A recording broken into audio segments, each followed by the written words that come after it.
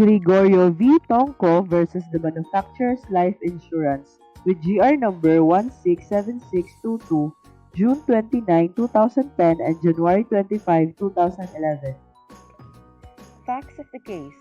Manufacturers Life Insurance is a domestic corporation engaged in life insurance business.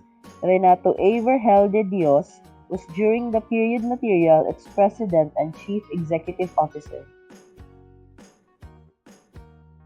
Gregorio V. Tongko started his professional relationship with Manulife on July 1, 1977 by virtue of a career agent's agreement he executed with Manulife. In 1983, Tongko was named as unit manager in Manulife's sales agency organization. In 1990, he became a branch manager. Sometime in 2001, De Dios addressed a letter to Tongko, who was then one of the Metro North managers, regarding meetings wherein De Dios found Tongko's views and comments to be unaligned with the directions the company was taking. De Dios also expressed his concern regarding the Metro North manager's interpretation of the company's goals. De Dios related his worries about Tongko's inability to push for company development and growth. De Dios subsequently sent Tongko a letter of termination in accordance with Tongko's agent's contract. Tongko filed a complaint with the NLRC against Manulife for illegal dismissal, alleging that he had an employer-employee relationship with De Dios instead of a revocable agency by pointing out that the latter exercised control over him through directives regarding how to manage his area of responsibility and setting objectives for him relating to the business. Tongko also claimed that his dismissal was without basis and he was not afforded due process.